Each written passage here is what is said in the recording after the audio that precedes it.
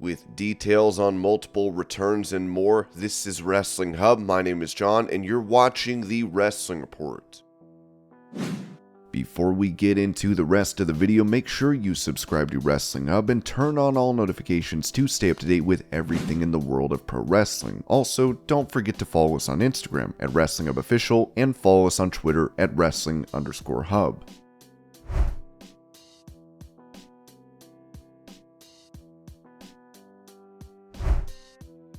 Recalling how he would be mistaken for Triple H, Paul London told Wrestling Then and Now, funny enough, he and I have the same initials. Like our first and middle name are the same, but our initials are PML. Our first two names are Paul Michael. The only difference is just our last names, but they both start with an L. So when we travel overseas, I found myself getting all these extravagant rooms. I remember in South Africa, we were down in Cape Town and had like this bungalow like out in the jungle or something away from the main building, and I had Brian Kendrick and I can't remember, maybe Jimmy Yang came over and they're like, what the hell? I'm like, what? Your rooms aren't like that? They're like, no. And I was like, well, stick with me, guys. But like, I kept getting these crazy rooms, and then later on I was walking down the hallway. I can't remember where this is some other tour, and Hunter was like, hey, like them rooms, London? I was like, oh no. He goes, don't worry about it. And he walked off.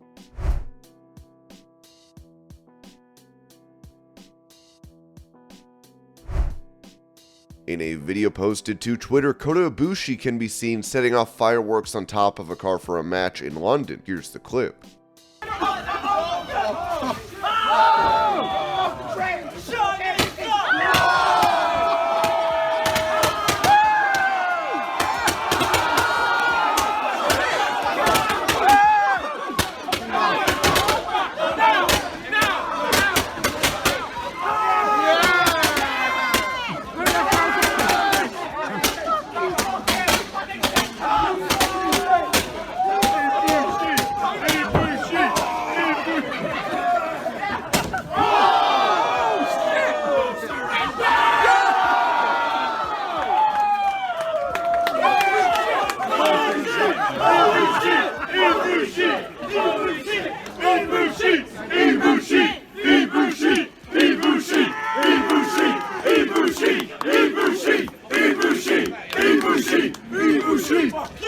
Sami Zayn took notice of this and replied, "This man is a lunatic and a gift to pro wrestling, and I need to wrestle him once more before my career is done."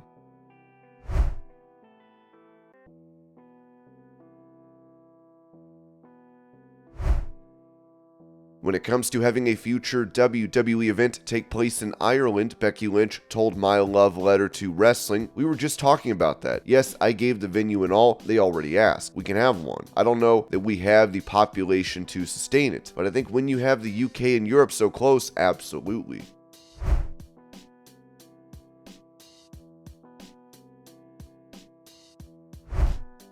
With Thunder Rosa making a return to AEW programming on Dynamite last night, Dave Meltzer noted on Wrestling Observer Radio, then Rosa's back is really bad. I was kind of surprised. She's been at the tapings every week for Spanish commentary, and I know that when she's trained in the ring, they showed one of them on All Access, and granted that was months ago, but I've heard still, when she's training, she's hurting a lot. Her back is not better. They reintroduced her. I don't know what the role would be. I didn't get the impression she was ready to return so quickly.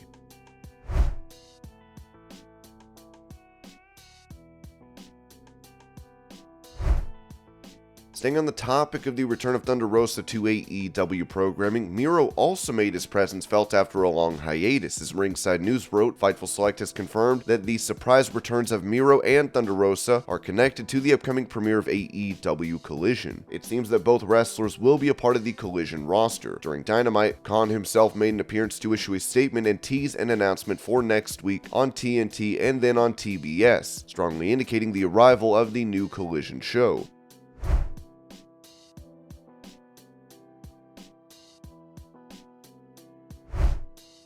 as he previously took shots at Rey Mysterio and WWE for continuing to use the late Eddie Guerrero's name and theme music. Chavo Guerrero said this to Chris Van Vliet. Look, I've said it before and Vince 100% believes this, just like Jerry Jarrett did as well. Real issues create real money. This is nothing that I didn't do in 2007. It's the same thing. You want to be a Guerrero? You'll never be a Guerrero. You're jealous of us. And that whole thing, and people just latched onto it. Well, did they forget? I don't know. But what happened was I did a virtual signing from Nick with Captain's Corner, and somebody asked if I was happy about Rey Mysterio coming out at WrestleMania with the Los Guerreros music, my voice, Eddie's voice. We recorded that. Viva la Raza. That was our voice. So I kind of looked at Nick and he looks at me. So I just start playing with it a little bit like I've done. Right before that in the interview, I had said, I'm all about love. I think he gave me a Bud Light. So I was drinking a Bud Light and I said, isn't Bud Light doing the LGBTQ thing? I don't know why everyone is so mad about it. Who cares? If you're cool, then you're cool. If you're a jerk, then you're a jerk. Nobody's listening to that part. Everyone just wants to hear what they want to hear. So I said that in kind of tongue-in-cheek. We kind of laughed talking about how Dominic is probably a Guerrero, and it was 100% sarcasm. When we got done, Nick looks at me and he's like, wow. I was like, come on, man, total work. And he's like, man, it was like real. Like people could really jump onto that. And I told him to just watch. Nick Houseman texts me and he goes, hey man, your stuff is all over the news. Like the New York Post picked it up, and I'm like, really? I literally was kind of being tongue-in-cheek on it, and joking like, hey, I'm sorry that nobody knows who Rey Mysterio Sr. is, but you wanted to be a Guerrero. You always wanted to be a Guerrero. It was very tongue-in-cheek. I texted him back and told him to watch my next tweet. That's when I sent this last tweet about him being a Guerrero and using the Guerrero's name to his own benefit. It could be real if I was really pissed off. I could really do this to people and latch onto it. People just started going nuts and going crazy. So finally, after I started messing with them, I sent the hook, line, and sinker. That's always being a heel. It's the art of heat. People forget that. Yes, I'm doing stuff in Hollywood, but I'm still a pro wrestler. That's what has fed my family for over 85 years. Over 85 years is pro wrestling. That's the only thing. I'm doing pro wrestling stuff in Hollywood, but I'm still connected to that world. So I just had a little fun, and people still, literally, I just had somebody else telling me I could pick up my phone right now and just start going through the tweets. They don't want to look at the other tweets where I put like, okay guys, wasn't real. They're like, yeah, you're just backtracking. Oh my god, are you guys really that easy? I love wrestling fans because they're that easy. They want to believe anything they want to, and I don't know anything else like that, except for maybe a soap opera. They want to believe so bad.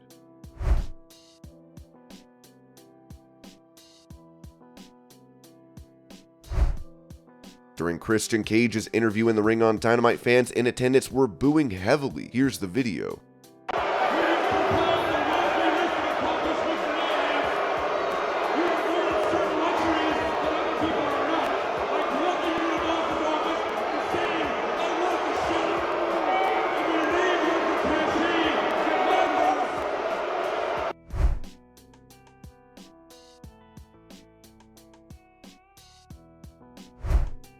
Touching on a record that Brock Lesnar is about to break, given how active he has been lately, Ringside News wrote that Night of Champions will mark Brock Lesnar's 5th consecutive WWE Premium Live Event appearance, something he hasn't done in the past 11 years. His recent appearances include Royal Rumble 2023, Elimination Chamber 2023, WrestleMania 39, Backlash 2023, with Night of Champions 2023 being the latest edition. Prior to this, Lesnar's previous personal record since his return in 2012 was 4 consecutive pay-per-view events from WWE Day 1 to WrestleMania 38. For those curious about Brock Lesnar's past accomplishments, the last time he wrestled in 5 consecutive WWE pay-per-views was back in 2003. During that period, he participated in Royal Rumble 2003, No Way Out 2003, WrestleMania 19, Backlash 2003, and Judgment Day 2003.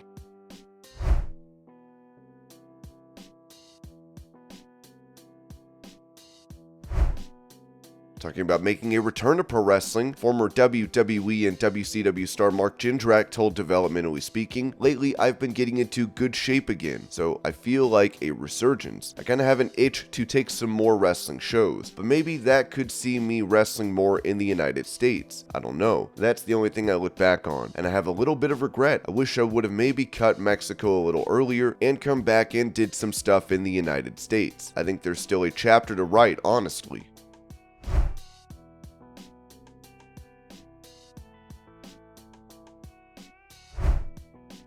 Speaking about the in-ring performances of Bad Bunny in WWE, Savio Vega told WrestleBinge, "This kid has 2 full matches, one at WrestleMania and this singles match against Damian Priest. He's natural. You know, they take him step by step all the way to the end, but he has the mentality. He has the power. He's hungry for that. He loves it. He wants to make it good. He has it, and I hear they're maybe talking about Summerslam for him. I don't know. They know what they're going to do, but Bad Bunny hit the ball out of the park."